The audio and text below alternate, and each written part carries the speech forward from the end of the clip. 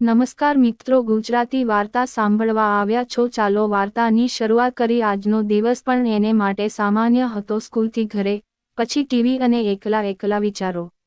પરંતુ આજે રાહુલની દુનિયામાં રંગો ભરાવાનો દિવસ હતો. કાવ્યાની એ પ્રથમ નજર લાઇબ્રેરીના શાંત વાતાવરણમાં જ્યારે એની વચ્ચે એના ચહેરા પર નજર ગઈ, ત્યારે દુનિયા થમી ગઈ. કાવ્યા શાંત, સંયમિત અને પુસ્તકો પ્રેમી. રાહુલ થોડી મસ્તીભરી ને જીવનને હળવી નજરે જોનાર. બંને એકબીજાથી વિપરીત, છતાં કંઈક હતું કે જે તેમને આકર્ષતું હતું. કાવ્યાએ પૂછ્યું, તમને પણ આ લેખક ગમે છે? રાહુલ થોડી ગભરાટથી બોલ્યો, હા. બહુ જ. શબ્દોમાં પણ પ્રેમ હોય છે ને. એ દિવસ પછી બંને લાઇબ્રેરીમાં વારંવાર મળતા. પુસ્તકોથી શરૂ થયેલી વાતો જીવન સુધી પહોંચતી રહી. અને એક દિવસ, વરસાદમાં ભીંજાતા બે દિલોએ પોતાનો પ્રેમ વ્યક્ત કર્યો. કાવ્યાએ કહ્યું, શું તું સચ્ચો પ્રેમ કરે છે? રાહુલે હસતાં જવાબ આપ્યો, શબ્દો સાથે નહીં, તારા દિલ સાથે પ્રેમ કર્યો છે. અને એ દિવસે, બે વિપરીત દુનિયા એક થઈ ગઈ. પ્રેમના રંગમાં ભીની. કાવ્યા અને રાહુલનો સંબંધ હવે ઘણી મીઠી યાદોથી ભરેલો હતો. પુસ્તકોથી શરૂ થયેલી પ્રેમકથા હવે કોફી શોપ, લોંગ વોક અને સાથે શેરીઓમાં ફરીને વાતો કરવા સુધી પહોંચી હતી. પરંતુ પ્રેમ એમાં છે જ ક્યાંક કે બધું હંમેશા સરળ હોય. એક દિવસ કાવ્યાને અચાનક બહાર એક શિષ્યવૃત્તિ માટે કોલેજ તરફથી ઓફર મળી, મુંબઈમાં માસ્ટર્સ કરવા માટે. રાહુલ ખુશ હતો કે એનું સપનું પૂરું થતું હતું, પણ અંદરથી તો એ તૂટી રહ્યો હતો. શું હું તને રોકું? કાવ્યાએ પૂછ્યું. ના, પણ એક શરત છે, રાહુલે મલકાતાં કહ્યું.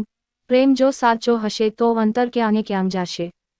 કાવ્યા ગઈ. દિવસો મહિનાઓમાં ફેરવાયા. હવે વચ્ચે માત્ર વિડીયો કોલ અને ટેક્સ્ટ રહી ગયા. એક દિવસ કાવ્યાનું સંદેશું આવ્યું, રાહુલ, હું વિચારું છું, શું આપણે આગળ પણ એકસાથે રહી શકીશું? રાહુલ માટે એ પ્રશ્ન માણસીની જેમ લાગ્યો. એ વાદળછાયા દિવસ હતો.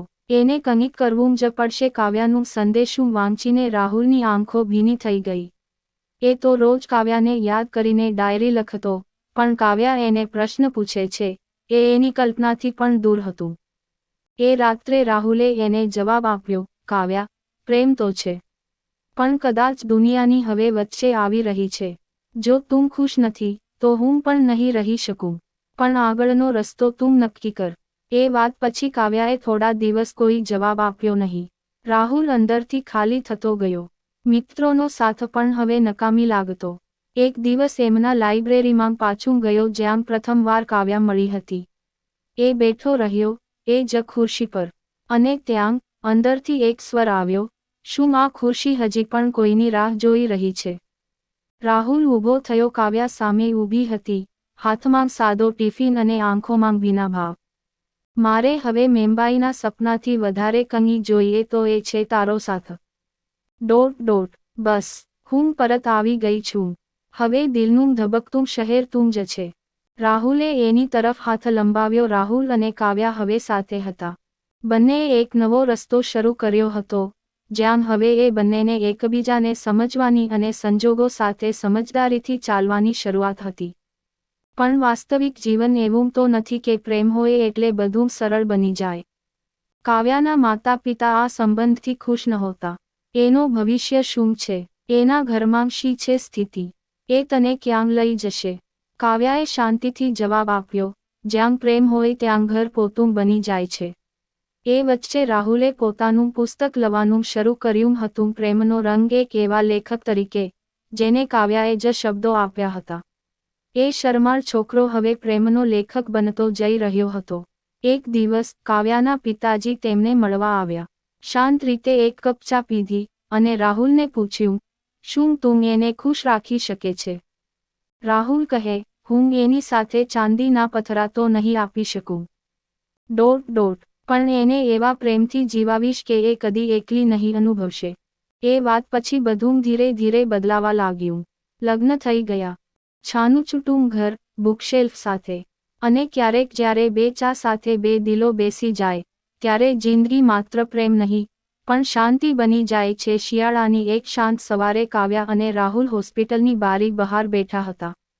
અંદર નર્સે કહ્યું, અભિનંદન, તમારું બાળક દીકરી થઈ છે. રાહુલ તો એટલો ભાવવિહ્વલ થઈ ગયો કે તેની આંખો હવે શબ્દોની નહીં, લાગણીઓની વાત કરતી હતી. કાવ્યાએ નબળા અવાજે કહ્યું, રાહુલ, હવે તું જ એને કહીશ, પ્રેમ શું છે? તેમની દીકરીનું નામ રાખ્યું સ્નેહ. પ્રેમનો નવોઢ રૂપ. હવે બંનેનો પ્રેમ માત્ર એકબીજામાં નહીં રહ્યો, હવે એ પ્રેમ વહેતો થયો નવાજીમાં. સ્નેહને વધારવાની સાથે રાહુલનું પુસ્તક પણ લોકપ્રિય થતું ગયું. પ્રેમનો રંગ હવે લોકોના દિલમાં ઘૂસી ગયું હતું. કાવ્યા ફરીથી પોતાનું માસ્ટર્સ પૂર્ણ કરવા લાગેલી હતી, આ વખતે ઘર બેઠા ઓનલાઈન. જિંદગી હળવી પણ મધુર થઈ હતી. પણ જીવન એટલે તો ક્યારેક નવી કસોટી. એક દિવસ કાવ્યાને તાવ રહેતો રહ્યો. ચેકઅપમાં ડોક્ટરે કહ્યું એને બ્રેઇન ટ્યુમર છે. શરૂઆતનું સ્ટેજ છે, પણ ગંભીર છે. વિશ્વ એક પળમાં થંભી ગયું. આવી જ સ્ટોરી સાંભળવા માટે ચેનલને સબસ્ક્રાઇબ અને વિડીયોને લાઇક કરજો મિત્રો. ધન્યવાદ.